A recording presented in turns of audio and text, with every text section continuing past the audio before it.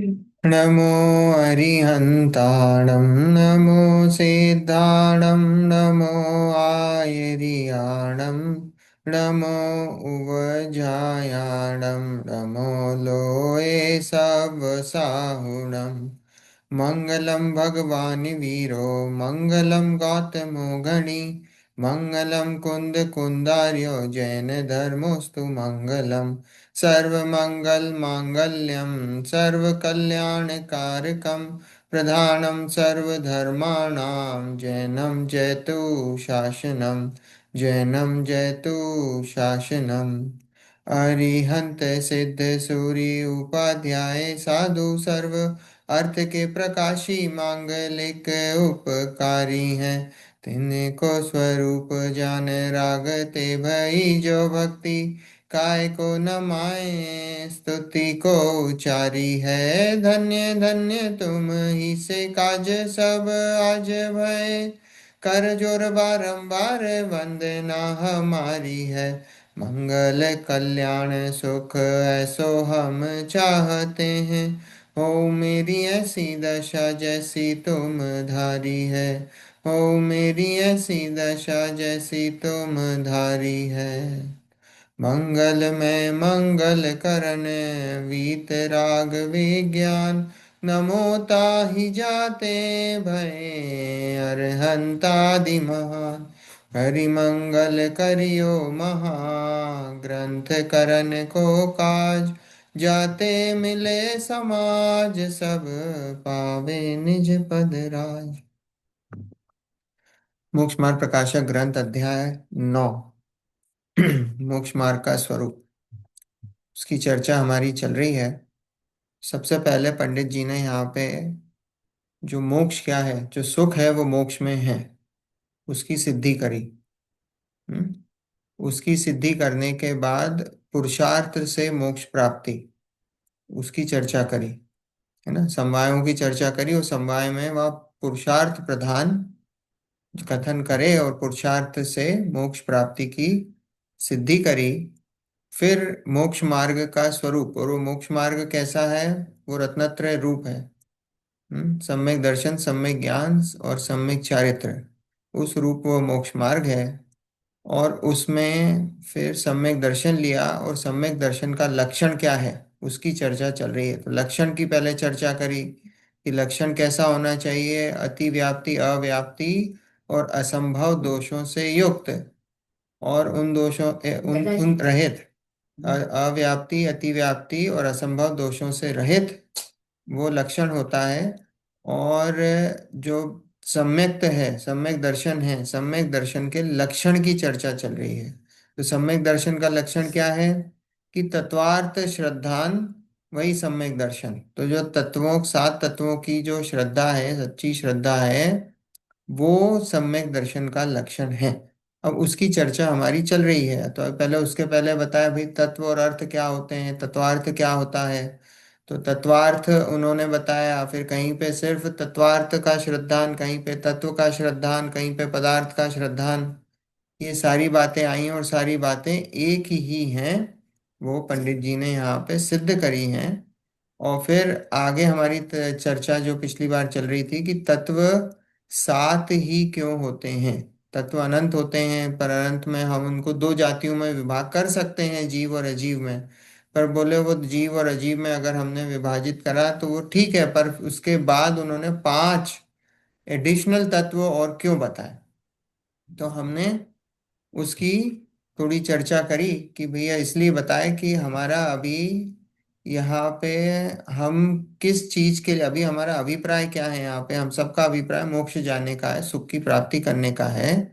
तो इसलिए उन्होंने मोक्ष का बताया कि वो हमारा प्रयोजन है मोक्ष जाने का, तो इसलिए मोक्ष एक एक तत्व बताया। फिर बोले मोक्ष किससे होता है, तो बोले वो संवर और निर्जरा पूर्वक होता है। तो वो संवर और निर्जरा कैसे होते हैं, तो बोले संवर वो आश्रव का जो अभाव है उसका नाम संवर है, और बंध के अभाव उसका नाम निर्जरा है। तो इसलिए हमको आश्रव और बंध उनकी भी चर्चा करनी पड़ी। तो इसलिए जो है, और जीव अजीव तो बताए ही थे, तो इसलिए जीव और अजीव के बाद ये आश्रव, बंध, संवर, निर्जरा और मोक्ष, ऐसे जो सात तत्व हैं उनकी चर्चा हमने करी, इसलिए इन सात तत्वों के बारे में बताया है। ठीक है, इतनी इतनी अपनी चर्चा हुई थी अभी तक, और हम आगे अब इसको कंटिन्यू करेंगे, है ना। कौन सा था स्तुति, कहाँ इस से था? प्रकार इस पेज पे थ्री इस प्रकार इन पांच थ्री पर्यायों का, सेवनटीन पे है इस ना? प्रकार पांच हाँ, पर्यायों का, पढ़ो। है ना। पढ़ो, हम्म। पढ़ो। इस प्रकार इन पांच पर्यायों का श्रद्धान होने पर ही मोक्ष मार्ग होता है। इनको न पहचाने तो मोक्ष की पहचान बिना उसका उपाय किस लिए करें। संवर निर्जरा की पहचान बिना उनमें कैसे प्रवर्तन करें। आश्रव बंध की पहचान बिना उनका नाश कैसे करें। इस प्रकार इन पांच पर्यायों का श्रद्धा न होने पर मोक्ष मार्ग नहीं होता। इस प्रकार इन पांच पर्यायों का, कौन सी पांच पर्याय? आश्रव, बंध, संवर, निर्जरा और मोक्ष। ये हमने देखा था, ये जीव की पर्याय भी हैं और पुद्गल की पर्याय भी हैं। जब हमने कर्मों के अपेक्षा से बात करी, तो कर्मों की अपेक्षा से बात करी तो वो पुद्गल की पर्याय हो गई, और जीव की अपेक्षा से बात करी तो मोह राग द्वेष के परिणाम, वो आश्रव है, उनका आना रुकना और आत्मा में स्थिरता वगैरह जो भी है, और उनका परिणामों का अभाव होना, वो सब संवर निर्जरा है। और पूर्ण रूप से उनका निवारण होना वो मोक्ष है। तो ऐसे ये पांच पर्याय हैं, ये पांच पर्यायों का श्रद्धान होने पर ही मोक्ष मार्ग होता है। उनका जैसा यथार्थ स्वरूप है, वैसा वो यथार्थ स्वरूप जानने पर ही मोक्ष मार्ग होता है। इनको ना पहचाने तो मोक्ष की पहचान बिना उसका उपाय किस लिए करें। बोले जब तक उनको नहीं पहचानोगे तो फिर उनका उपाय कैसे करोगे, कि भाई आश्रव है वो दुखकारी हैं, बंध है वो दुखकारी है। तो जब तक उनकी सही पहचान नहीं होगी तो मोक्ष का उपाय नहीं होगा। संवर निर्जरा की पहचान बिना कैसे प्रवर्तन करें। संवर निर्जरा नहीं होंगे, आत्मा में स्थिरता है, आत्मा में टिकना है, तो वो आत्मा में टिकोगे कैसे, प्रवर्तन कैसे करोगे अगर उनकी पहचान नहीं होगी तो। आश्रव बंध की पहचान बिना उनका नाश कैसे करें। इस प्रकार पांच पर्यायों का श्रद्धान ना होने पर मोक्ष मार्ग नहीं होता। जब तक इनका सही स्वरूप नहीं पहचानोगे, मोक्ष का मार्ग प्रशस्त नहीं होगा, समझ में नहीं आएगा, आगे नहीं बढ़ोगे। इसलिए इनका जानना अति आवश्यक है। ठीक है, पढ़ो आगे। इस प्रकार यद्यपि तत्वार्थ अनंत है, उनका सामान्य विशेष से अनेक प्रकार प्ररूपण हो, परंतु यहाँ एक मोक्ष का प्रयोजन है, इसलिए दो तो जाति अपेक्षा सामान्य तत्व और पांच पर्याय रूप विशेष तत्व मिलाकर सात ही तत्व कहे। इस प्रकार यद्यपि तत्वार्थ अनंत हैं, है ना, तत्वार्थ, तत्व और अर्थ, पदार्थ कितने हैं? पदार्थ भी पांच। अनंत हो गए, है ना। पदार्थ तो अब वैसे देखा जाए, मुख्य रूप से अगर द्रव्य से देखा जाए जाति अपेक्षा, तो वैसे तो छह ही द्रव्य हैं, या दो देखें तो जीव और अजीव द्रव्य हैं। पर उनकी पर्याय कितनी होंगी, गुण कितने हैं? अनंत हैं। तो अनंत हो सकते हैं, देख लिखा ना उनका सामान्य विशेष, सामान्य मतलब द्रव्य अपेक्षा से, सामान्य और विशेष मतलब पर्याय अपेक्षा से।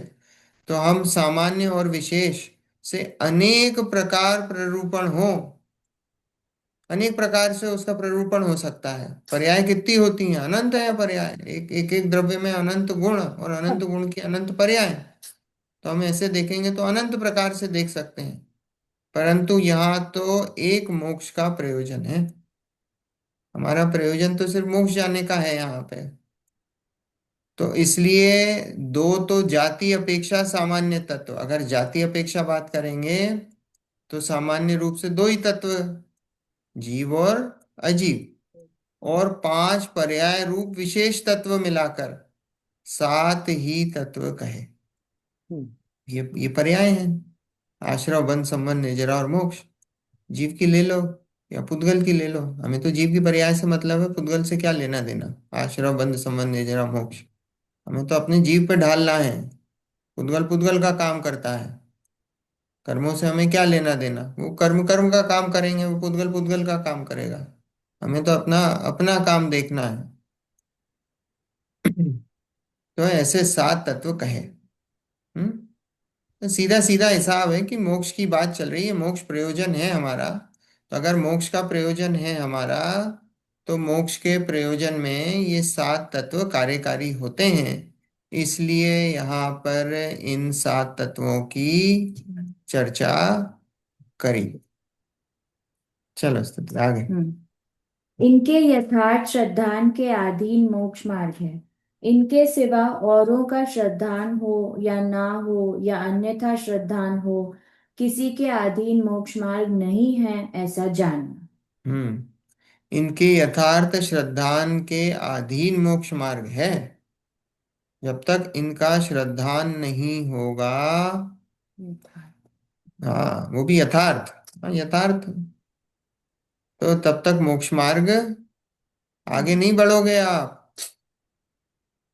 इनके सिवा औरों का श्रद्धान हो या ना हो, और दूसरे तत्वों का कर लो, भी आकाश द्रव्य का कैसा स्वरूप है, हम्म, काल द्रव्य का कैसा स्वरूप है, तो बोले वो कर लो। और बोले हो या ना हो या अन्यथा श्रद्धान हो, उनका अन्यथा भी श्रद्धान हो सकता है, कोई फर्क नहीं पड़ रहा है। हम्म किसी के अधीन मोक्ष मार्ग नहीं है, ऐसा जानना। उन द्रव्यों के अधीन, उन तत्वों के अधीन हमारा मोक्ष मार्ग नहीं है। इन सातों के प्रति अगर आपका यथार्थ श्रद्धान है, तो आपका मोक्ष मार्ग प्रशस्त है। हम्म, तथा कहीं पुण्य पाप सहित नव पदार्थ कहे हैं, सो पुण्य पाप आश्रवादिक के ही विशेष हैं, इसलिए सात तत्वों में गर्भित हुए। अथवा पुण्य पाप का श्रद्धान होने पर पुण्य को मोक्ष मार्ग न माने या स्वच्छंदी होकर पाप रूप न प्रवृत्ते, इसलिए मोक्ष मार्ग में इनका श्रद्धान भी उपकारी जानकर दो तत्व विशेष के विशेष मिलाकर नव पदार्थ कहे, तथा समय सार आदि में इनको नव तत्व भी कहा है। क्या कहीं पुण्य पाप सहित नव पदार्थ कहे, सो पुण्य पाप आश्रवादिक के ही विशेष हैं। अब यहाँ विशेष पर्याय नहीं, या विशेष भेद। विशेष का मतलब भेद भी होता है, विशेष का मतलब पर्याय भी होता है ना। कहीं पे विशेष अगर आए, सामान्य और विशेष लिखा हो, तो सामान्य और विशेष, जिनवाणी में सामान्य मतलब द्रव्य अपेक्षा से कथन होता है, विशेष पर्याय अपेक्षा से कथन होता है। कहीं पे विशेष लिखा है, ऐसा विशेष मतलब यहाँ भेद, विशेष मतलब भेद भी होता है। यहाँ लिखा पुण्य पाप सहित नव पदार्थ कहे हैं, सो पुण्य पाप आश्रव आदि के ही विशेष हैं, आश्रव के ही भेद हैं। आश्रव के दो भेद कर दिए उन्होंने, तो वो पुण्य और पाप ऐसे दो भेद कर दिए। इसलिए सात तत्वों में गर्भित हो गए वो, इसलिए सात तत्वों में ही आ गए वो पुण्य और पाप। उनको अलग से कहने की जरूरत नहीं है, उन्हीं में आ गए। अथवा पुण्य पाप का श्रद्धान होने पर पुण्य को मोक्ष मार्ग ना माने, या स्वच्छंदी होकर पाप रूप ना प्रवर्ते। हम्म देखो लिखा है, पुण्य पाप का श्रद्धान होने पर पुण्य को मोक्ष मार्ग ना माने, पुण्य को मोक्ष मार्ग ना माने। सबसे सबसे बड़ी गलती, अनादिकाल से क्या कर रहे हैं, पुण्य को ही तो मोक्ष मार्ग मानते हैं, पुण्य की क्रियाओं को मोक्ष मार्ग मानते हैं। अपने जैनियों में भी बहुत बड़ी गलती है, सब जगह आप जहाँ भी देखो टीवी में भरे पड़े हैं, साहब हम ऐसा क्या कर लें कि हमारा ऐसा पुण्य हो जाए, साहब हम ऐसा क्या कर लें कि ऐसा हमारे कौन से पुण्य का उदय हो जाए कि हमारा ये हो जाए, कि हमारा वो हो जाए। पुण्य के प्रति इतनी आसक्ति है कि उसको वही मोक्ष मार्ग दिखता है। हम्म। यहाँ लिखा है बराबर है दोनों। देखो बराबर किस अपेक्षा से कहा है, मोक्ष मार्ग की अपेक्षा से दोनों को बराबर कहा है। मोक्ष मार्ग की अपेक्षा से दोनों को बराबर कहा है, पर हाँ भाई दोनों में डिफरेंस है। अगर पाप करेगा तो क्या होगा, नरक निगोद में जाएगा। पुण्य करेगा तो कम से कम ये चांस तो है कि तेरा मोक्ष मार्ग अभी नहीं हो रहा है प्रशस्त, तो आगे जाके प्रशस्त हो जाए पुण्य के निमित्त से। तुझे वैसे संयोग मिले जिससे तेरा मोक्ष मार्ग प्रशस्त हो। अब मान लो दो इंद्री में चला गया, एक इंद्री में चला गया, तो क्या करोगे? अब आपकी शक्ति ही नहीं है उतनी। एक इंद्री, दो इंद्री, तीन इंद्री, चार इंद्री, असंगी पंचेंद्री, वहां शक्ति नहीं है, तो क्या करोगे? तो इसलिए बात उतने तक तो पुण्य की उपयोगिता है। क्या उपयोगिता? कि भाई हमको ऐसे संयोग ऐसा मिले कि जिससे हम मोक्ष मार्ग प्रशस्त कर सकें। उतनी उपयोगिता तो है। और उतना अभी हमारे पास है। अभी किसी भी चीज का, कोई भी, किसी भी प्रकार का, देखो ये पंडित जी के समय तो सब वैसा था ना कि मुगल शासक थे। हम्म। और मुगल शासक थे, इनको हाथी के पैर के नीचे कुचलवा दिया। पंडित जी को। अब अभी हमारे समय तो ऐसी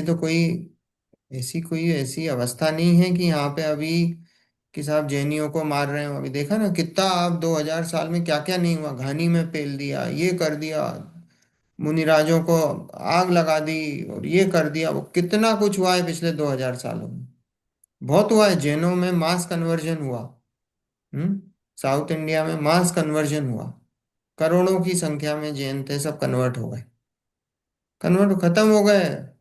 मंदिर अभी भी निकलते हैं, मूर्तियां निकलती हैं, उनको पता ही नहीं क्या है। कोई बुद्ध मान लेता है, कोई उनको कोई बाबा मान लेता है, कोई कोई भैरू मान लेता है, उन पर कलर वलर लगा के कहीं वो उस पर पुताई उताई करके वह सब पूजा अर्चना चलती। हिंदू उनकी जो भी पद्धति, बलि तक चढ़ रही है उनके आगे, उन प्रतिमाओं के आगे बलि तक चढ़ रही है।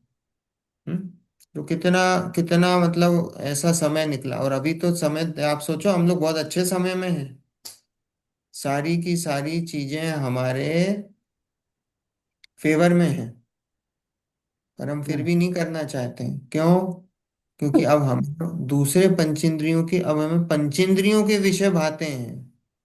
अब वो पंचेंद्रियों के विषय भाते हैं तो ये चीज कहाँ से फिर रुचि उस तरफ है। मैंने लिखा पुण्य को मोक्ष मार्ग ना माने, या स्वच्छंदी होकर पाप रूप ना प्रवर्ते। पुण्य को तो मोक्ष मार्ग ना माने, अब फिर नहीं माना तो क्या करें? बोले पाप करो। भैया पाप में स्वच्छंदी रूप से प्रवृत्ति ना करें। बोले पुण्य से तो कुछ होता ही नहीं है, मैं तो रात्रि भोजन करूंगा। पुण्य से तो कुछ होता ही नहीं है, मैं तो आलू प्याज खाऊंगा। तो क्या है? बोले पाप रूप मत करो प्रवर्तन, स्वच्छंदी मत हो। इसलिए मोक्ष मार्ग में इनका श्रद्धान भी उपकारी जानकर दो तत्व विशेष के विशेष मिलाकर नव पदार्थ कहे। कौन से दो तत्व? पुण्य। हाँ, पुण्य और पाप। ऐसे ये दो तत्व को मिलाकर विशेष, है ना, दो तत्व विशेष के विशेष मिलाकर नव पदार्थ कहे। वो विशेष कौन से? वो जो आश्रव है वो पर्याय विशेष, और उसमें ये दो तत्व विशेष पुण्य और पाप मिलाकर, नो। ये दो पुण्य और पाप की पर्याय, इनको मिलाकर एक विशेष का आश्रव। हम्म। है बात समझ में? लिखा ना, दो तत्व विशेष के विशेष मिलाकर नव पदार्थ कहे। अच्छा। है ना? वो दो तत्व हैं। एक, पहले तो एक लिया आश्रव, आश्रव तत्व विशेष, उसके दो भेद कर दिए। भेद करने पे वो भेद को हम्म। विशेष कहा, उसको मिलाकर बोली नौ पदार्थ कहे। पांच बताए थे, पांच वो पर्याय, पर्याय हम्म। को विशेष बोला जाता है। तो आश्रव पर्याय है, वो विशेष है। उसके दो विशेष करे, दो विशेष करे मतलब दो भेद करे। वो दो भेद करे, या उनकी वो दो भेद भी हैं, वो कैसी हैं? वो पर्याय रूपी हैं। तो वो जो दो भेद करे, ऐसा कहा कि वो दो भेद करके दो तत्व विशेष के विशेष मिलाकर नव पदार्थ ऐसे कहे हैं, ऐसा जानना। तथा समय सार आदि में इनको नव तत्व भी कहा है। समय सार में इसको नव तत्व कहा है ना?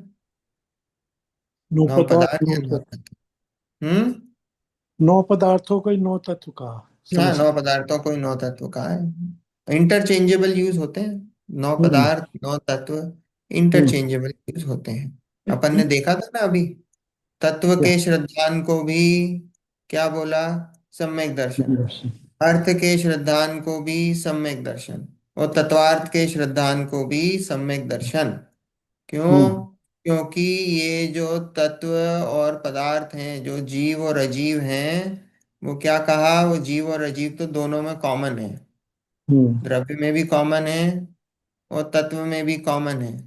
तो जब वो दोनों में कॉमन आ जाते हैं तो उनको पदार्थ में भी ले लो और तत्व में भी ले लो, इसलिए वो तत्व भी कहो तो उसमें द्रव्य भी ले लेना, और जहाँ हम्म। तत्व कहो वहां उनमें द्रव्य ले लेना, द्रव्य कहो तत्व ले लेना, तो वो आपस में ऐसा वाइसा वर्षा चलता है। तो हम्म।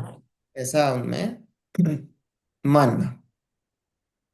ठीक है। हम्म। आगे पढ़ो स्तुति प्रश्न।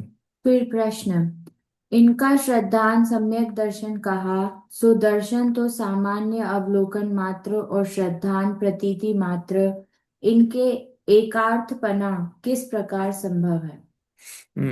देखो अभी अपना अपना टॉपिक क्या चल रहा है कि तत्वार्थ श्रद्धान जो है वो क्या है, वो लक्षण है सम्यक दर्शन का। हमने लक्षण क्या देखा था? लक्षण क्या है? चिन्ह। और वो चिन्ह ऐसा होता है कि वो सभी में पाया जाता है, सभी में पाया जाता है, सभी अवस्थाओं में, सभी हर समय वो मौजूद रहता है। तो सम्यक दर्शन का ये लक्षण है तत्वार्थ श्रद्धान। तो उसकी अब यहाँ पे वो अलग अलग तरीके से वो यहाँ पे प्रूव करेंगे पंडित जी कि ये जो तत्वार्थ श्रद्धान है वो सम्यक दर्शन है, वो लक्षण है सम्यक दर्शन का। उसकी चर्चा है। तो अभी हम्म। यहाँ अगला क्वेश्चन है कि जो श्रद्धान सम्यक दर्शन है आप कहते हो, तो बोले जो दर्शन तो सामान्य अवलोकन मात्र, दर्शनोपयोग होता है ना, ये दर्शनोपयोग से बोल रहे हैं कि हम्म। दर्शन जो है, दर्शनोपयोग जो होता है वो तो सामान्य अवलोकन मात्र होता है, और श्रद्धान प्रतीति मात्र है। इनके एकार्थपना किस प्रकार संभव है? बोले आप श्रद्धा, श्रद्धा में आप कैसे ले रहे हो? बोले कि श्रद्धा तो प्रतीति होती है, और अभी आप दर्शन बोल रहे हो सम्यक दर्शन। आपने सम्यक श्रद्धा क्यों नहीं कहा? रत्नत्रय की जब बात आती है तो सम्यक दर्शन, सम्यक ज्ञान और सम्यक चारित्र, ये तीन है अपने रत्नत्रय। तो सम्यक श्रद्धा क्यों नहीं लिया आपने? सम्यक श्रद्धा, सम्यक ज्ञान और सम्यक चारित्र, आप सम्यक दर्शन क्यों बोलते हो? क्योंकि दर्शन तो सामान्य अवलोकन मात्र को बोला जाता है। क्वेश्चन आया समझ में? और श्रद्धान प्रतीति मात्र है बोले, तो बोले इसके एकार्थपना किस प्रकार संभव है? बोले उसका एक अर्थपना किस प्रकार संभव है?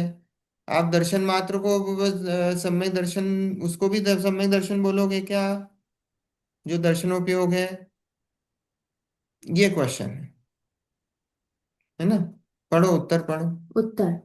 प्रकरण के वश से धातु का अर्थ अन्यथा होता है, सो यहाँ प्रकरण मोक्ष मार्ग का है, उसमें दर्शन शब्द का अर्थ सामान्य अवलोकन मात्र नहीं ग्रहण करना, क्योंकि चक्षु अचक्षु दर्शन से सामान्य अवलोकन तो सम्यक दृष्टि मिथ्या दृष्टि के समान होता है, कुछ इससे मोक्ष मार्ग की प्रवृत्ति अप्रवृत्ति नहीं होती, तथा श्रद्धान होता है सो सम्यक दृष्टि ही के होता है, इससे मोक्ष मार्ग की प्रवृत्ति होती है, इसलिए दर्शन शब्द का अर्थ भी यहाँ श्रद्धान मात्र ही ग्रहण करना। हम्म। प्रकरण के वश से धातु का अर्थ अन्यथा होता है। धातु मतलब शब्द समझ लो, हम्म। है ना? तो प्रकरण के वश से धातु का अर्थ अन्यथा होता है। एक ही शब्द के अनेक अर्थ हो सकते हैं, हम्म। अलग अलग प्रयोग में ला सकते हैं। एक ही शब्द को आपको कॉन्टेक्स्ट समझना पड़ेगा। राइट। ठीक है।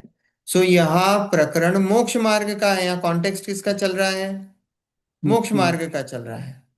तो यहाँ प्रकरण मोक्ष मार्ग का है, उसमें दर्शन शब्द का अर्थ सामान्य अवलोकन मात्र नहीं ग्रहण करना। बात आई समझ हम्म। में? जहाँ सम्यक दर्शन की बात हो वहां सामान्य अवलोकन मात्र नहीं ग्रहण करना। दर्शनोपयोग, दर्शनोपयोग तो पता है ना सबको, किसको नहीं पता? किसी को नहीं पता हो तो फिर थोड़ी चर्चा करें। दर्शनोपयोग। ज्ञान कर लो दर्शन। थोड़ी सी। कर ले थोड़ी सी। है ना। देखो हमारा कैसा होता है, जब भी जानना होता है, ज्ञानोपयोग वो दर्शनोपयोग पूर्वक होता हम्म। है ना। तो कोई भी वस्तु को जब हम जानते हैं, तो जब जानते हैं तो वो पहले जो जानने में आता है वो दर्शनोपयोग होता है। कोई हम्म। भी वस्तु को ग्रहण करते हैं ना, तो वो जो जानपना है, जानपना मतलब इसमें वो दर्शनपना है वो। तो वो दर्शनपना जो है कि कुछ है, वो हम्म। जो कुछ है वो है दर्शनोपयोग। और फिर दर्शनोपयोग के बाद फिर जानना होता है ज्ञानोपयोग। फिर ज्ञान। ज्ञानोपयोग में अलग अलग स्टेजेस होती हैं, है ना। जैसे मति ज्ञान इंद्रियों से आप जान रहे हो, तो अवग्रह, ईहा, अवाय और धारणा, हम्म। ऐसी चार स्टेजेस होती हैं जानने की। हम्म।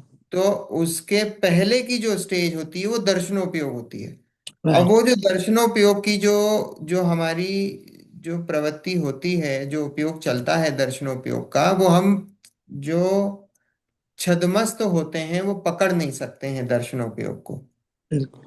वो हमारी कैपेबिलिटी नहीं है, क्योंकि वो हम्म। इतने शॉर्ट समय के लिए होती है, एक समय के लिए हुई वो। तो वो एक समय इतना छोटा होता है कि हम उसको पकड़ नहीं सकते हैं दर्शनोपयोग को।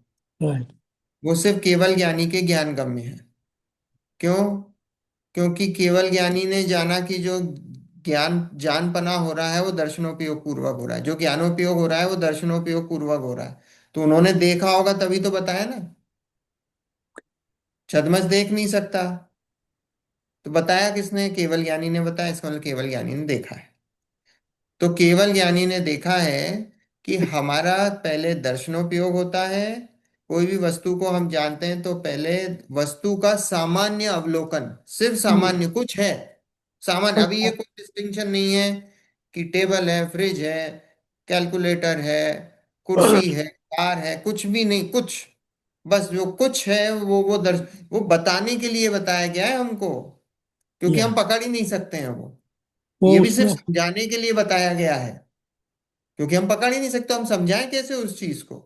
तो बस वो इतना सा बताया कुछ है, इसलिए वो अभी दर्शनोपयोग उसको वहां बताया। अभी प्रणम्य सागर जी का हम वो सुन रहे थे प्रवचन। तो उन्होंने दर्शनोपयोग को बताया कि वो ऐसा है कि आकृति के बिना और हाँ विशेष तो के वो, बिना जो है हाँ वही वो सामान्य दर्शनोपयोग है। कुछ है ना, वही कुछ, इसलिए मैंने बताया ना कि क्या है। देखो वो कुछ भी है। समझाने के लिए है, हम्म। वो भी समझाने के लिए है कि कुछ। हम्म। क्योंकि वो जो कुछ है वो भी आप पकड़ नहीं सकते हो पकड़ नहीं दर्शनोपयोग सकते। में। राइट। पकड़ ही नहीं सकते हो आप, जो पकड़ में नहीं आ रहा है उसका नाम दर्शनोपयोग है। वो जो या। कुछ वाली स्टेज आ गई है ना, तो उतनी वो कुछ वाली स्टेज में तो आप अवग्रह में पहुंच गए हो, मति ज्ञान में। वो हम्म। ज्ञानोपयोग वाली स्टेज आ गई है। वो जो कुछ वाली स्टेज है ना, वो कुछ वाली स्टेज अवग्रह में आ गए हो आप। हम्म। लेकिन वो समझाने के लिए ऐसा बताया जाता है कि हाँ भाई कि वो, क्योंकि नहीं तो फिर बोलेंगे "वो क्या है, वो क्या है, क्या है"। तो बस वो इतना बता दिया कि जहाँ वो दर्शनोपयोग होता है, वो दर्शनोपयोग ऐसा होता है जो हमारे छद्मस्त के ज्ञान गम्य नहीं है, पर इतना हम्म। समझ लो कि कुछ है, राइट। कुछ है बस। है ना, वो समझाने के लिए, वो हमारे हमारे हम उसको ज्ञान गम्य पकड़ नहीं नहीं है। सकते हैं। जो छद्मस्त है वो उसको नहीं पकड़ सकता, सिर्फ केवल यानी के ज्ञान गम्य है। ठीक है। तो वो जो केवल ज्ञानी के ज्ञान गम्य है वो दर्शनोपयोग है। और वो दर्शनोपयोग हमारा कैसा होता है कि हमारा सीक्वेंस वाइज होता है, कि पहले हमें दर्शनोपयोग होता है, फिर ज्ञानोपयोग होता है। पर जो केवल ज्ञानी होते हैं उनको एक साथ दर्शनोपयोग और ज्ञानोपयोग होता है, उनको क्रम नहीं पड़ता है। उनको एक साथ एक ही समय में दर्शनोपयोग और ज्ञानोपयोग होता है। हमको पहले दर्शनोपयोग होता है, उसके बाद ज्ञानोपयोग होता है।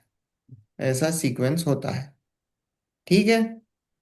तो वो क्या है? वो दर्शन गुण है। वो दर्शन गुण है, वो दर्शन गुण जो है, दर्शन गुण अलग, ज्ञान गुण अलग। तो यहाँ पे पंडित जी बोल रहे हैं कि वो प्रकरणवश, वो जो दर्शन नामक जो हमने लिया ना, दर्शन, जो सामान्य अवलोकन वाला जो दर्शन गुण है जो ये काम करता है, तो हम्म। बोले वो दर्शन गुण से वो दर्शन शब्द को हम उधर इधर इधर दर्शन गुण की बात नहीं चल रही है सम्यक दर्शन में। इधर सम्यक दर्शन में श्रद्धा गुण की बात चल रही है। पर वो श्रद्धा को भी दर्शन बोल दिया जाता है। यहाँ पे बोला है प्रकरण के वश धातु का अर्थ अन्यथा होता है। हम दर्शन जो नामक शब्द है, उस दर्शन नामक शब्द को हम श्रद्धा में यूज कर रहे हैं। हम्म। बात आई समझ में? उधर हम या। श्रद्धा में यूज कर रहे हैं। तो प्रकरण के वश से धातु का अर्थ अन्यथा होता है। तो यहाँ प्रकरण मोक्ष मार्ग का है। बोले यहाँ प्रकरण किसका है? मोक्ष मार्ग का है। तो उसमें दर्शन शब्द का अर्थ सामान्य अवलोकन मात्र नहीं ग्रहण करना। यहाँ दर्शन का शब्द, यहाँ ये सामान्य अवलोकन वो देखने वाला नहीं है, ज्ञानोपयोग से होने वाला जो दर्शनोपयोग है पहले उस वो ग्रहण नहीं करना। क्योंकि चक्षु अचक्षु दर्शन से सामान्य अवलोकन तो सम्यक दृष्टि मिथ्या दृष्टि के समान होता या। है ना? कितने प्रकार के दर्शन अपन 9 प्रकार के देखे थे ना? 5 निद्रा और चक्षु, 4 प्रकार के दर्शन। चक्षु चक्षु। चक्षु दर्शन, अचक्षु दर्शन, अवधि दर्शन और केवल दर्शन। हम्म। ऐसे 4 प्रकार के देखे थे हमने। तो बोले यहाँ पे चक्षु दर्शन। अब हमको कौन कौन से हैं इसमें, इन दर्शनों में से कौन से हैं हमको? एक तो चक्षु दर्शन है, चक्षु चक्षु भी है। निद्रा हटा दो, निद्रा की छोड़ दो। इन 4 दर्शनों की बात चल रही है। चक्षु दर्शन, अचक्षु दर्शन, अवधि दर्शन और केवल दर्शन। तो दो हमें है, दो हैं शुरू के। हाँ, चक्षु चक्षु और दर्शन चक्षु। अच्छा और अच्छा। अचक्षु दर्शन। और सम्यक दृष्टि को? कुड भी में अवधि दर्शन हो सकता है, कुड भी। अच्छा, नारकियों को चलो, उनको छोड़ो। नारकियों को, कियो का नारकियों को अवधि कितने दर्शन होते दर्शन है? हैं। कियो और देवलोक में अवधि तीन। दर्शन होते हैं। तीन। दर्शन अवधि ज्ञान भी होता है। हाँ, विज्ञान होता है ना नारकियों को। नारकियों और देवों को भव प्रत्यय से अवधि ज्ञान होता है। अवधि ज्ञान होता है। हम्म। उनको कितने दर्शन हुए? तीन। तीन। नहीं, उनको भी नहीं, 2 ही चार, दर्शन। दो तो पहले हो गए। उनको भी 2 ही दर्शन है। हम्म। उनको भी 2 ही दर्शन। जो मिथ्या दृष्टि है, जो मिथ्या दृष्टि जीव है नारकी, और जो मिथ्या दृष्टि देव है। अब वो भले ही भव प्रत्यय से उसको अवधि अवधि दर्शन। ज्ञान है, पर वो अवधि ज्ञान चक्षु दर्शन और अचक्षु दर्शन पूर्वक ही होता है। ये अच्छा। सिर्फ सम्यक दृष्टि जीव है जिसको अवधि ज्ञान है, उसको अवधि दर्शन पूर्वक होता है। हम्म। ये डिफरेंस है। आ रही बात समझ में? तो तो इसका मतलब ये हुआ कि नारकी, नारकी है अगर वो उसको सम्यक दर्शन नहीं है तो हाँ, उसको भी चक्षु और अचक्षु ही होगा। हाँ, क्योंकि वो उसको सम्यक अवधि दर्शन। दर्शन नहीं है। हम्म। उसको अवधि अवधि दर्शन नहीं है। दर्शन नहीं है, ऐसे कह सकते हैं ना मयूर जी के अवधि ज्ञान है पर अवधि दर्शन नहीं। अवधि ज्ञान है पर अवधि दर्शन नहीं है। उसको जो अवधि ज्ञान है वो चक्षु दर्शन अचक्षु दर्शन सहित। के साथ होता है। हम्म। है ना? उसका जो जो सामान्य दर्शनोपयोग चलता है वो चक्षु दर्शन और अचक्षु दर्शन पूर्वक चलता है। और किसकी बात चल रही है? ये मिथ्या दृष्टि, बराबर। है ना? अब जो सम्यक दृष्टि है, अब वो सम्यक दृष्टि जीव को ऐसा है जिसको गुण प्रत्यय से हुआ है। जिसको जैसे कोई मनुष्य है उसको सम्यक दर्शन अवधि ज्ञान हो गया है। तो वो अवधि ज्ञान होगा, वो कैसे होगा? वो अवधि दर्शन पूर्वक होगा। कोई सम्यक दृष्टि देव है, उसको अवधि ज्ञान है, तो वो अवधि ज्ञान कैसे होगा? वो सम्यक दृष्टि जीव को अवधि दर्शन पूर्वक होगा। अब वो जरूरी नहीं है हर सब, पर उसको ऐसा प्रकट हो जाता है, उसको अवधि दर्शन प्रकट हो जाता है। और ये तो पर ये नियम है कि कोई मिथ्या दृष्टि जीव है उसको अवधि दर्शन नहीं है, भले ही उसको अवधि ज्ञान है। क्योंकि देव पर्याय में और नरक पर्याय में उनको दोनों को अवधि ज्ञान है भव प्रत्यय से, पर उनको जरूरी नहीं है कि उनको अवधि दर्शन हो। ये सिर्फ मिथ्या दृष्टि जीवों को नहीं होता है, सम्यक दृष्टि जीवों को होता है। हम्म। हम्म। आई बात समझ में? Yep. और सिद्धों को, अर्यंतों को, ऑफ कोर्स इनको तो केवल ज्ञान केवल है ना। दर्शन है। उनको केवल दर्शन है। तो केवल दर्शन में तो ये सब गौड़ हो जाते, वो तो सब जानते। वो केवल दर्शन हम्म। है ना? देखो क्या लिखा है, क्योंकि चक्षु अचक्षु दर्शन से सामान्य अवलोकन तो सम्यक दृष्टि मिथ्या दृष्टि के समान होता है। अब बोले सामान्य अवलोकन, देखो हम यहाँ पे किन की बात चल रही है चक्षु। कि जहाँ पे अगर इनका इसका अर्थ लेंगे, दर्शन का अर्थ मात्र सामान्य अवलोकन लेंगे, तो बोले सम्यक दृष्टि और मिथ्या दृष्टि के दोनों ही चक्षु अचक्षु दर्शन सामान्य होते हैं, कोई फर्क नहीं पड़ता। मनुष्य पर्याय में किसी को सम्यक दर्शन हो गया, त्रियंच पर्याय में किसी को सम्यक दर्शन हो गया, तो उसको क्या होगा, तो बोले उसको वही सेम चक्षु अचक्षु दर्शन होगा, कोई फर्क नहीं है दर्शनोपयोग में, एग्जैक्ट सेम। तो बोले तो फिर तो कोई फर्क ही नहीं हुआ अगर हम उसका अर्थ सिर्फ सामान्य अवलोकन मात्र लेंगे तो। बात आ रही समझ में? अगर हम दर्शन शब्द का अर्थ सामान्य अवलोकन मात्र लेंगे, तो बोले कोई मिथ्या दृष्टि बैठा और कोई सम्यक दृष्टि बैठा है, दोनों को समान दर्शनोपयोग होगा, फिर दोनों में कोई फर्क ही नहीं बचा, क्योंकि दोनों को ही सिर्फ चक्षु अचक्षु दर्शन है।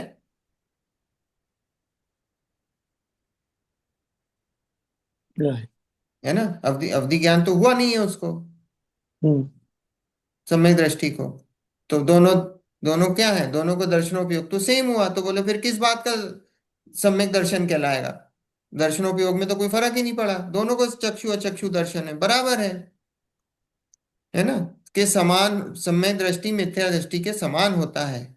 कुछ इससे मोक्ष मार्ग की प्रवृत्ति अप्रवृत्ति नहीं होती। बोले दर्शनोपयोग से कोई मोक्ष मार्ग की प्रवृत्ति अप्रवृत्ति नहीं कहलाएगी, क्योंकि तुमने तो सेम ही बता दिया है, चक्षु अचक्षु दर्शन है।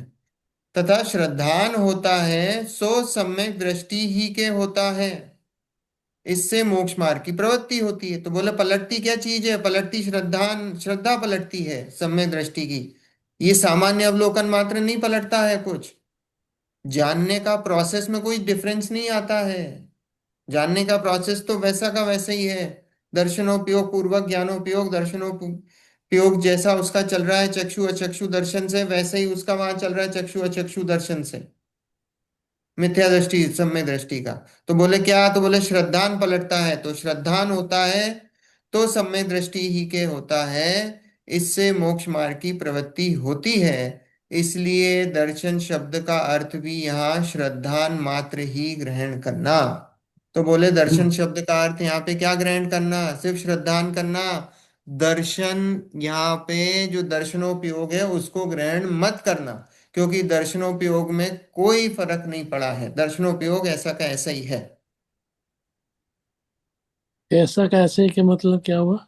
क्योंकि उसको चक्षु अचक्षु दर्शन से ही दर्शनोपयोग वैसे ही हो रहा है, दर्शनोपयोग में थोड़ी कोई अच्छा। फर्क पड़ा है। वही चक्षु हम्म। अचक्षु दर्शन के निमित्त से ही उसको दर्शनोपयोग हो रहा है। हम्म। तो दर्शनोपयोग में कोई फर्क नहीं है मिथ्या दृष्टि और सम्यक दृष्टि के। अगर देखो क्वेश्चन क्या था, आप क्वेश्चन समझे? बोलो क्वेश्चन ये था कि जो दर्शन शब्द है, दर्शन शब्द के कई अर्थ हैं। दर्शन हम्म। शब्द का अर्थ है दर्शनोपयोग, हम्म। और दर्शन शब्द का एक अर्थ श्रद्धान भी है। तो बोला आप जब हम्म। दर्शन बोलते हो तो हम कौन सा लें, दोनों को लें, एक को लें, क्या लें? अगर हम दोनों को लेंगे, दर्शनोपयोग को लेंगे, तो दर्शनोपयोग में तो कोई फर्क नहीं पड़ा। तो दर्शनोपयोग में कोई फर्क नहीं पड़ा, तो फिर उसको क्यों हम सम्यक बोलेंगे और मिथ्या बोलेंगे, वो तो वैसा का वैसा ही रहा। तो बोले हम्म। फर्क क्या पड़ रहा है, फर्क तो सिर्फ श्रद्धा में पड़ रहा है। तो बोले यहाँ पे सिर्फ जब हम सम्यक दर्शन की बात करें तो इतना समझना कि वहां सिर्फ श्रद्धा का विषय है, और कोई इसमें दूसरा विषय नहीं लगाना, हम्म। है ना? और दूसरा मत, उसमें कोई और दूसरा अर्थ मत लेना, यहाँ पे सिर्फ श्रद्धा की बात चल रही है। श्रद्धा मात्र ही ग्रहण करना, बस इतनी सी बात है। दर्शन उपयोग को नहीं ग्रहण करना। ठीक है। या आगे स्तुति प्रश्न। फिर प्रश्न। यहाँ विपरीताभिनिवेश रहित श्रद्धान करना कहा, सो प्रयोजन क्या? विपरीताभिनिवेश विपरीत अभिनिवेश रहित। हम्म। हाँ, समाधान पढ़ो। समाधान। अभिनिवेश नाम अभिप्राय का है, सो जैसा तत्वार्थ श्रद्धान का अभिप्राय है वैसा न हो, अन्यथा अभिप्राय हो, उसका नाम विपरीत अभिनिवेश है। तत्वार्थ श्रद्धान करने का अभिप्राय केवल उनका निश्चय करना मात्र ही नहीं है, वहां अभिप्राय ऐसा है कि जीव अजीव को पहचान कर अपने को तथा पर को जैसा का तैसा माने, तथा आश्रव को पहचान कर उसे हेय माने, तथा बंध को पहचान कर उसे अहित माने, तथा संवर को पहचान कर उसे उपादेय माने, तथा निर्जरा को पहचान कर उसे हित का कारण माने, तथा मोक्ष को पहचान कर उसको अपना परम हित माने, ऐसा तत्वार्थ श्रद्धान का अभिप्राय है। उससे उल्टे अभिप्राय का नाम विपरीत अभिनिवेश है। सच्चा तत्वार्थ श्रद्धान होने पर इसका अभाव होता है, इसलिए तत्वार्थ श्रद्धान है सो विपरीत अभिनिवेश रहित है, ऐसा यहाँ कहा है। क्या कहा? प्रश्न पूछा है कि विपरीत अभिनिवेश रहित श्रद्धान करना कहा, सो क्या प्रयोजन, सो प्रयोजन क्या है उसका, है ना? तो समाधान। अभिनिवेश नाम अभिप्राय का है। अभिप्राय इंटेंशन, है ना? अभिनिवेश विपरीत, विपरीत इंटेंशन। अभिनिवेश नाम अभिप्राय का है, सो जैसा तत्वार्थ श्रद्धान का अभिप्राय है वैसा ना हो, अन्यथा अभिप्राय हो, उसका नाम विपरीत अभिनिवेश है। देखो कितना इसमें बहुत बहुत बहुत बातें छुपी हैं। क्या छुपी हैं? कि जैसा, अब देखो हमने तत्व भी याद कर लिए, अर्थ भी याद कर लिए, हमने उनका मीनिंग भी समझ लिया। समझ लिया ना? 7 तत्व होते हैं, एक एक चीज हमने एक एक का जो डेफिनेशन है, जो परिभाषाएं हैं, वो सब याद कर ली, सब ऊपरी ऊपरी बिठा लिया। लेकिन अभी लिखा है कि जो जैसा तत्वार्थ श्रद्धान का अभिप्राय है वैसा ना हो, अन्यथा अभिप्राय हो, उसका नाम विपरीत अभिनिवेश है। जैसी जो चीज बताई गई है वैसा आप अंदर से उसका भाव भाषण हुआ कि नहीं हुआ, उसका नाम वास्तव में तत्वार्थ श्रद्धा ने भाव भाषण होने का नाम है। देखो, तत्वार्थ श्रद्धान करने का अभिप्राय केवल उनका निश्चय करना मात्र ही नहीं है। अभी याद तो कर लिया, अभी एग्जाम देंगे हम सब, एग्जाम में सब 100 में से 100 नंबर लाएंगे। पूछेंगे भाई तत्व क्या होते हैं, कितने होते हैं, एक एक की डेफिनेशन लिखो, कौन से हे गे उपादेय, सब सब अभी फटाफट सब सब उत्तर देंगे, क्योंकि याद कर लिया, ऊपरी ऊपर बिठा लिया ज्ञान में। हम्म। तो देखो कि जीव अजीव को पहचान कर अपने को तथा पर को जैसे का तैसा माने। अपने को जीव मानता है कि नहीं, याद तो कर लिया। कोई 4 लोग सामने मिले तो भी बातें करे, अरे मैं तो आत्मा हूं, मैं तो आत्मा। पर भाई अंदर से तेरा भाव भाषण हुआ कि नहीं हुआ कि तू आत्मा है? बोलने भी लगा, उससे क्या होता है? हम्म। जरा सा कुछ नुकसान हो जाए तो देखो कैसा ऊपर नीचे होता है। तो कहाँ मानता अपने आप को आत्मा, माना कहाँ, जीव माना कहाँ उसने? कि जीव अजीव को पहचान कर अपने को तथा पर को जैसे का तैसा माने, तथा आश्रव को पहचान कर उसे हे माने। कहाँ माना? पुण्य को अभी हे माना क्या? अभी जरा सा कोई पुण्य का काम करे, देखो कैसे अंदर से प्रसन्नता आती है, आप देखना अंदर से कितनी प्रसन्नता उछलती है। अभी कोई विधान कर लिया हो, 4 दिन का, 5 दिन का, 10 दिन का उपवास कर लिया हो, हम्म, आप देखो अंदर से कैसी प्रसन्नता उछलती है, कितना बहुमान आता है, हम्म, कि मैंने बहुत अच्छा कुछ काम करा है। ऐसा बहुमान आता है जीव को। हम्म, मैंने साहब इनको आहार दे दिए, मैंने साहब यहाँ ये तीर्थ वंदना कर ली, मैंने ये कर लिया, मैंने वो कर लिया, कैसा उस चीज का बहुमान आता है। तो वो बहुमान आता है, वो यहाँ लिखा है, आश्रव को पहचान कर उसे हे माने। देखो ऐसा परिणाम आए बिना रहेगा नहीं, पर ऐसे परिणाम में अपने को उससे अलग मानना, और ये मानना कि ये जो परिणाम है ये मेरे आत्मा के परिणाम से विपरीत परिणाम है, तो वास्तव में तत्व श्रद्धान है। ये नहीं कह रहे कि ये परिणाम नहीं आएंगे, आते हैं विज्ञानियों को, सम्यक दृष्टियों को नहीं आएंगे तो किसको आएंगे। आपको पता है मुनिराजों को आहार कौन देते थे वास्तव में? चतुर्थ काल में मुनिराजों को आहार कौन देते थे? मुनिराजों को आहार ये व्रति श्रावक देते थे, पंचम गुण स्थान वाले। क्यों?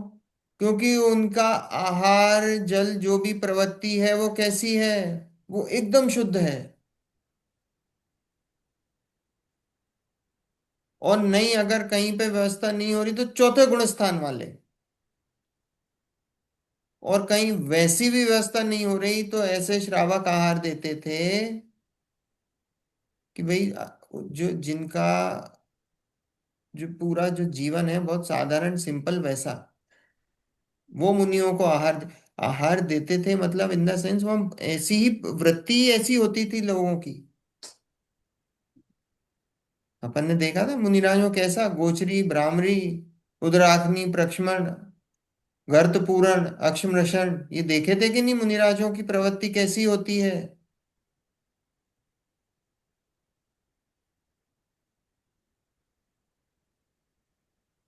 ऐसे ऐसे ऐसा है। तो क्या है, हम हमें तो जरा सी इन चीजों में इतना बहुमान आता है, पुण्य का इतना बहुमान है, ये सबसे सबसे ज्यादा खतरनाक है ये, खतरनाक है। लिखा है यहाँ बिल्कुल साफ, आश्रव को पहचान कर उसे हे माने तथा बंध को पहचान कर उसको अहित माने। हम्म? बंध,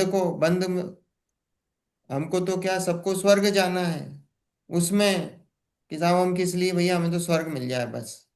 हम लोग सभी क्यों कर रहे हैं, बोले स्वर्ग मिल जाए बस। भैया वो क्या है, बंधन है।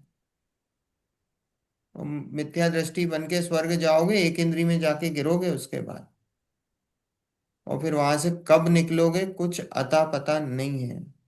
एक इंद्री में पहुंच गए तो सागरों तक एक इंद्री में गोते खाओगे। इतना काल है कि पुद्गल परावर्तन तक निकल जाए, इतना इतना एक इंद्री का काल है, घबरा जाओगे। अनंत चौबीसियां निकल जाए इतना, फिर भी एक इंद्री से बाहर नहीं, आप सोचो आप।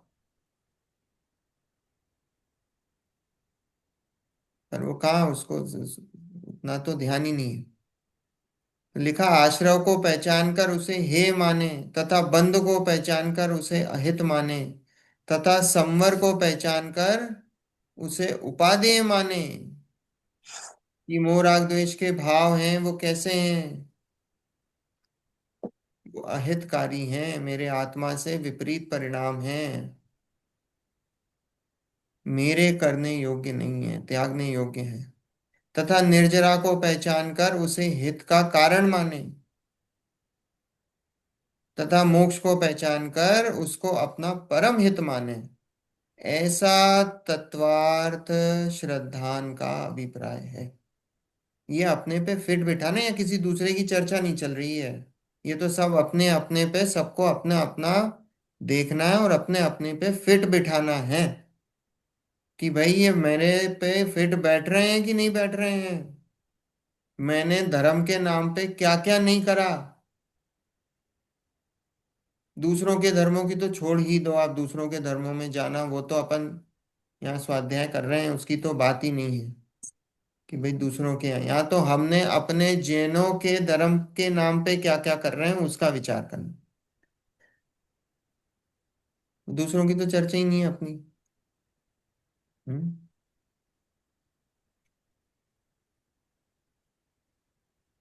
विचार करना कि वितरागता के नाम पर हम क्या क्या किस चीज का पोषण करते हैं।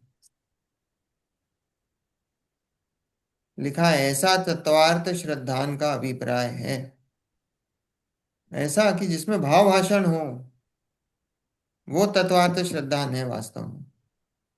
उससे उल्टे अभिप्राय का नाम विपरीत अभिनिवेश है। उससे जो कुछ भी उल्टा है, अभी ये मान के चल रहे हो पुण्य अच्छा है तो समझ लो अभी बहुत दूर है गाड़ी। पुण्य अच्छा लगता है तो मान लो बहुत दूर है गाड़ी, बहुत दूर है। और अभी जो दूसरी मिथ्या मान्यताएं नहीं छूट रही हो तो वो तो बहुत दूर है अभी गाड़ी। खोटे देवी देवता दिख रहे हो। वीतरागता में राग दिख रहा हो। भक्तांबर से मान रहे हो कि मेरे को मेरी बीमारियां दूर हो जाएंगी, तो ये मान के चलना अभी तो गाड़ी बहुत दूर है। इतना नहीं दिखाई देता वो भक्तांबर लिखने वाले कौन। वो भक्तांबर लिखने वाले मुनिराज। और वो मुनिराज कौन, जिनको अपने शरीर से राग द्वेष नहीं रहा। हम्म। हम उनके द्वारा लिखा गया काव्य, जिनको खुद अपने शरीर से लेना देना नहीं, और हम सोचते हैं कि उनके काव्य से हमारे शरीर की बीमारियां दूर हो जाएंगी। आप सोचो, मतलब लोगों की बुद्धि का सोचो आप क्या। कोई पैमाना ही नहीं है। हम्म। यहाँ लिखा है, ऐसा तत्वार्थ श्रद्धान का अभिप्राय है, उससे उल्टे अभिप्राय का नाम विपरीत अभिनिवेश है। सच्चा तत्वार्थ श्रद्धान होने पर इसका अभाव होता है। किसका? ये विपरीत अभिनिवेश का। ये जो सात तत्वों के प्रति जो हमारी उल्टी श्रद्धा चल रही है, जब ये तत्वार्थ श्रद्धान होता है तो ये जो विपरीतता है वो विपरीतता मिट जाती है। इसलिए तत्वार्थ श्रद्धान है सो विपरीत अभिनिवेश रहित है, ऐसा यहाँ कहा है। ठीक है, आगे इसको जो नेक्स्ट पैराग्राफ। हाँ। अथवा किसी के आभास मात्र तत्वार्थ श्रद्धान होता है, परंतु अभिप्राय में विपरीतपना नहीं छूटता। किसी प्रकार से पूर्वोक्त अभिप्राय से अन्यथा अभिप्राय अंतरंग में पाया जाता है, तो उसको सम्यक दर्शन नहीं होता। जैसे द्रव्यलिंगी मुनि जिन वचनों से तत्वों की प्रतीति करे, परंतु शरीर आश्रित क्रियाओं में अहंकार तथा पुण्याश्रव में उपादेयपना इत्यादि विपरीत अभिप्राय से मिथ्या दृष्टि ही रहता है। इसलिए जो तत्वार्थ श्रद्धान विपरीत अभिविनेश रहित है, वही सम्यक दर्शन है। अथवा किसी के आभास मात्र तत्वार्थ श्रद्धान होता है। आभास मात्र मतलब सिर्फ हमको हाँ लग रहा है हमको कि हमको हो गया है ना। मिले कई लोगों से, कई लोग बोलते हैं साहब मुझे तो ऐसा लगा कि मेरे को सम्यक दर्शन हो गया है, और मैंने आंखें बंद करी और मुझे आत्मा दिख गई कुछ काला काला, फिर एकदम एक सफेद ज्योति प्रकट हुई, तो बोले मुझे आत्मा के दर्शन हो गए। तो मैंने कहा भैया जो काला दिखाई दिया और जो सफेद दिखाई दिया वो तो पुद्गल दिखाई दिया है, क्योंकि काला और सफेद तो पुद्गल होता है।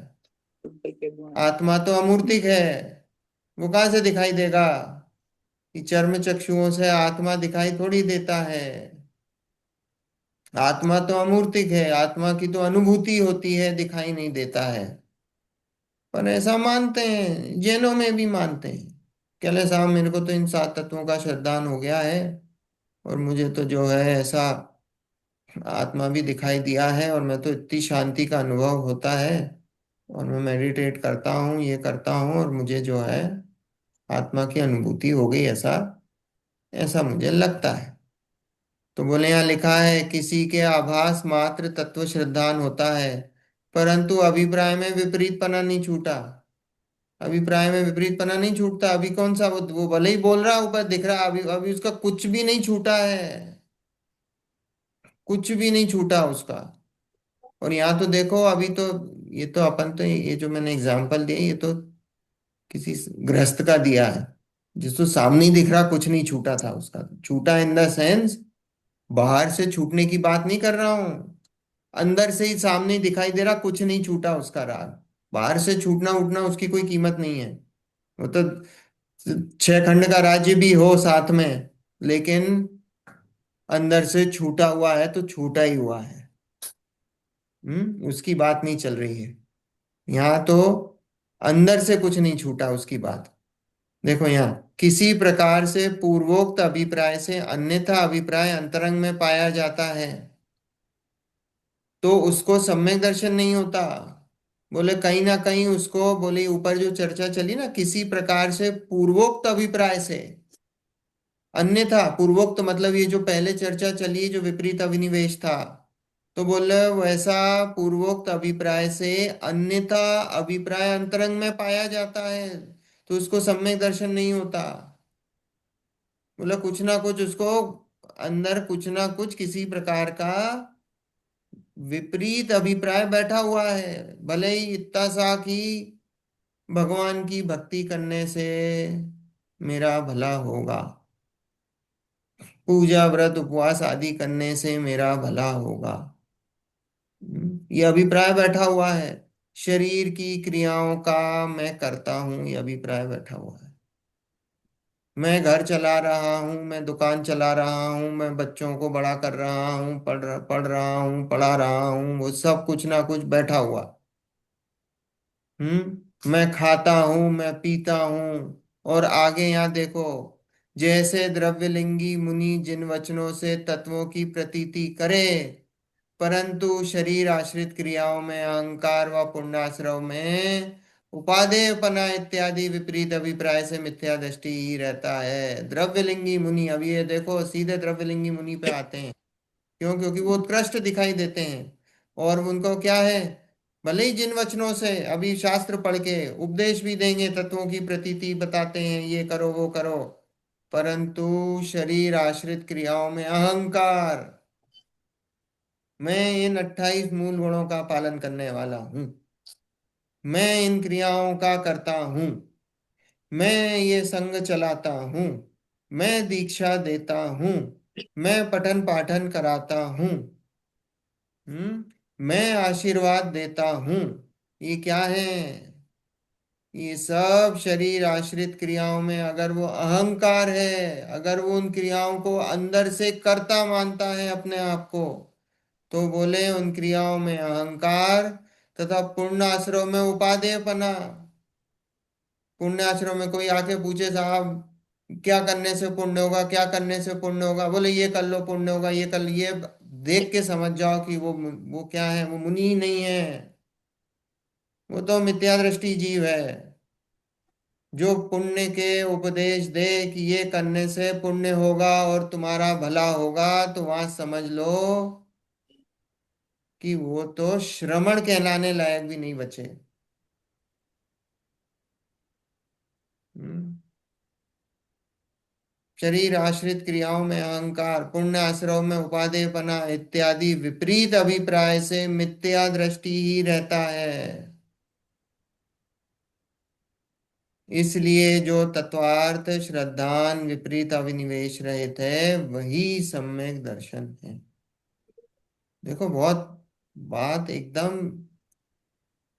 लगेगी कठोर, पर बात एकदम 24 कैरेट सही है। एकदम 24 कैरेट गोल्ड है। जिसको मानना है, जिसको पहचान होगी, जो जौहरी होगा वो इस बात को पकड़ लेगा। और नहीं तो संसार में ठगा ही जा रहा है, बेच रहे हैं लोग मिलावट की करके। कोई 10 कैरेट 24 कैरेट के भाव, कोई पीतल को 24 कैरेट के भाव बिक रहा है माल। और जो जीव वो ठगा जा रहा है। ऐसा है ना। समय हो गया है, कल कंटिन्यू करेंगे इसके आगे। चल, जिनवाणी स्तुति। निज निधि निज में बताई अनंत उपकार है, उसके लिए जिन वाणी मातु वंदना शतवार है। वंदना शतवार है। वंदना शतवार है। 9 बार नमोकार।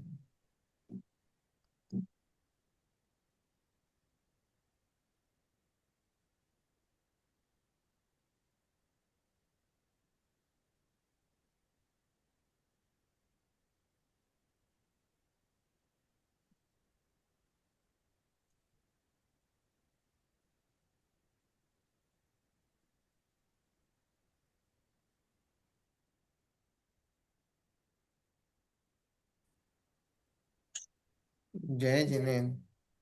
जय जिनेन्द्र। जय जिनेन्द्र। जय जिनेन्द्र सबको। जय जिनेन्द्र। जय शुभ रात्रि। जय जिनेन्द्र। जय जिनेन्द्र।